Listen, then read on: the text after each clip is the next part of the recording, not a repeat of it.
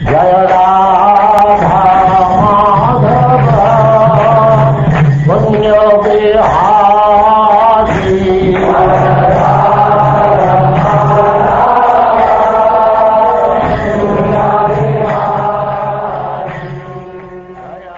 And now chapter 25. Lord Krishna lifts Govardhan Hill.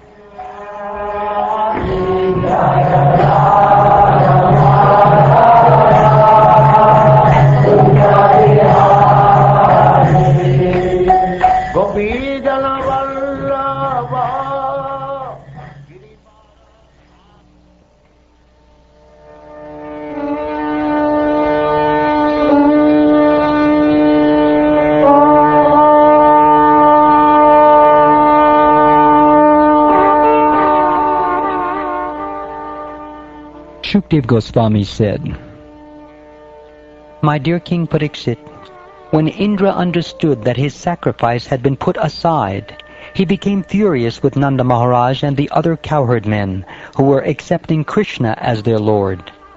Angry Indra sent forth the clouds of universal destruction, known as Samvartaka. Imagining himself the supreme controller, he spoke as follows. Just see how these cowherd men living in the forest have become so greatly intoxicated by their prosperity. They have surrendered to an ordinary human being, Krishna, and thus they have offended the gods. Their taking shelter of Krishna is just like the foolish attempt of men who abandon transcendental knowledge of the self and instead try to cross over the great ocean of material existence in the false boats of fruitive ritual sacrifices. These cowherd men have acted inimically toward me by taking shelter of this ordinary human being, Krishna, who thinks himself very wise, but who is simply a foolish, arrogant, over-talkative child. O clouds of destruction, the prosperity of these people has made them mad with pride, and their arrogance is backed up by Krishna. Now go and remove their pride and bring their animals to destruction. I will follow you to Vraja, riding on my elephant Irabhata, and taking with me the swift and powerful wind gods to decimate the cowherd village of Nanda Maharaj.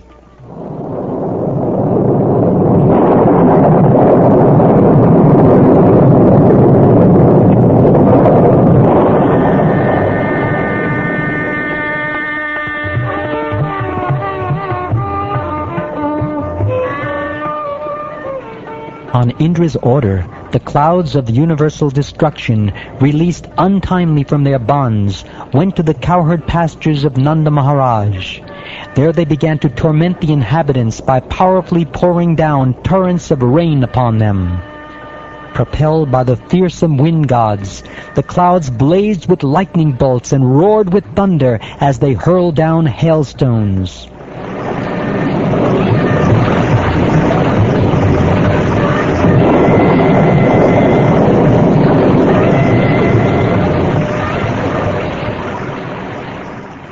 As the clouds released torrents of rain as thick as massive columns, the earth was submerged in the flood, and high ground could no longer be distinguished from low.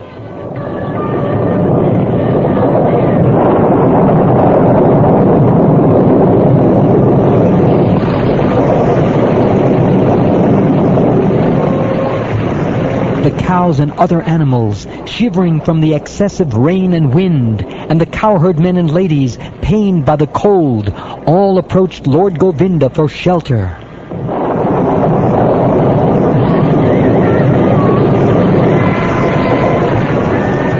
Trembling from the distress brought about by the severe rainfall, and trying to cover their heads and calves with their own bodies, the cows approached the lotus feet of the Supreme Personality of Godhead.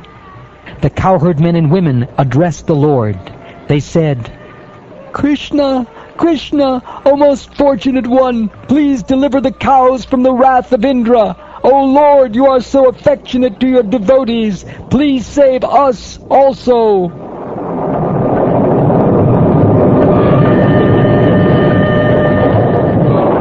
Seeing the inhabitants of his Gokul rendered practically unconscious by the onslaught of hail and blasting wind, the Supreme Lord Hari understood that this was the work of angry Indra. Sri Krishna said to himself, "Because we have stopped his sacrifice, Indra has caused this unusually fierce, unseasonable rain, together with terrible winds and hail. By my mystic power, I will completely counteract this disturbance caused by Indra. Demigods like Indra are proud of their opulence, and out of foolishness they falsely consider themselves the Lord of the universe. I will now destroy such ignorance. Since the demigods are endowed with the mode of goodness, the false pride of considering oneself the Lord should certainly not affect them.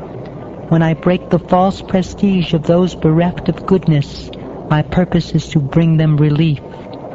I must therefore protect the cowherd community by my transcendental potency, for I am their shelter, I am their master, and indeed they are my own family. After all, I have taken a vow to protect my devotees."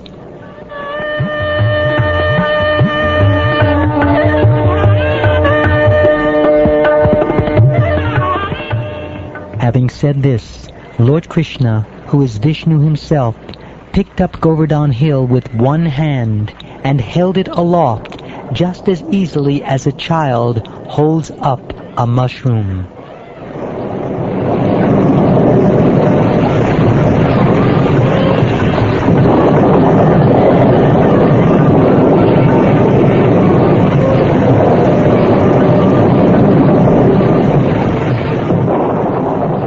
The Lord then addressed the cowherd community. "O mother, O father, O residents of Vraja, if you wish, you may now come under this hill with your cows. You should have no fear that this mountain will fall from my hand, and don't be afraid of the wind and rain, for your deliverance from these afflictions has already been arranged."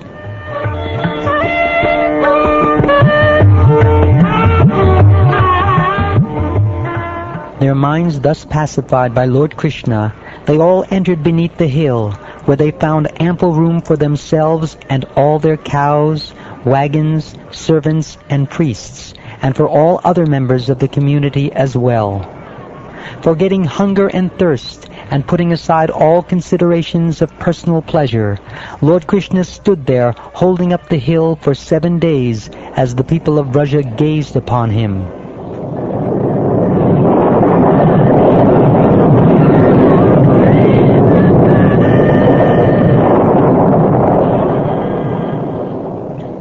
When Indra observed this exhibition of Lord Krishna's mystic power, he became most astonished. Pulled down from his platform of false pride and his intentions thwarted, he ordered his clouds to desist.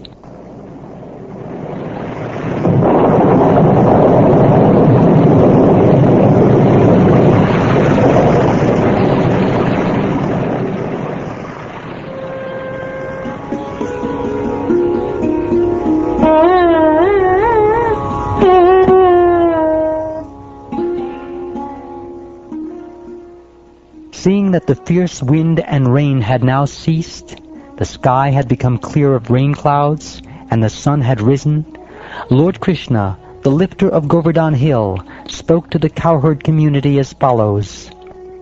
"My dear cowherd men, please go out with your wives, children, and possessions. Give up your fear. The wind and rain have stopped, and the river's high waters have subsided.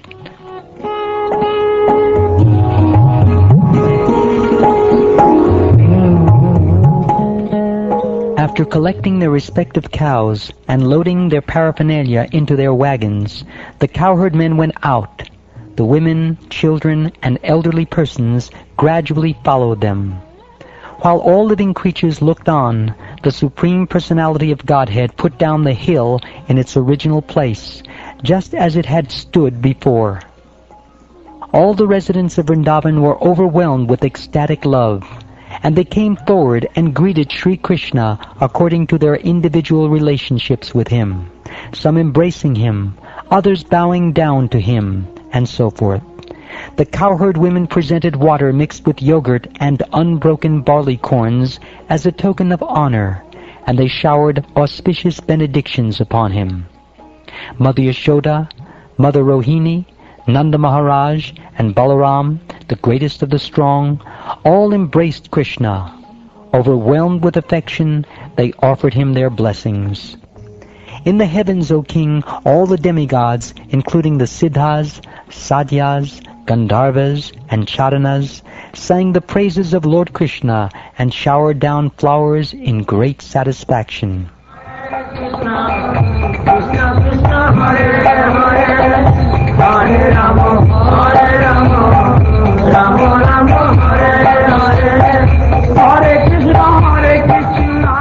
My dear King Pariksit, the demigods in heaven resoundingly played their conch shells and kettle drums, and the best of the Gandharvas, led by Tumburu, began to sing.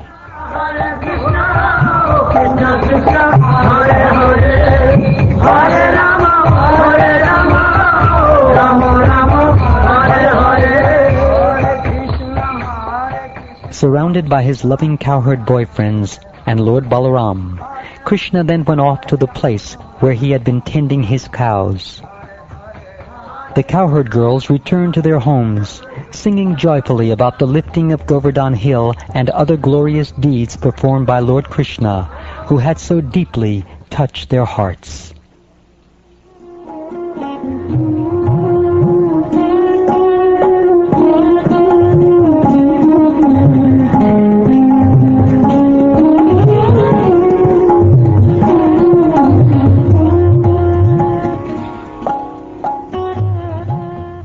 Thus ends the 25th chapter of the 10th canto of the Srimad Bhagavatam, entitled Lord Krishna Lifts Govardhan Hill.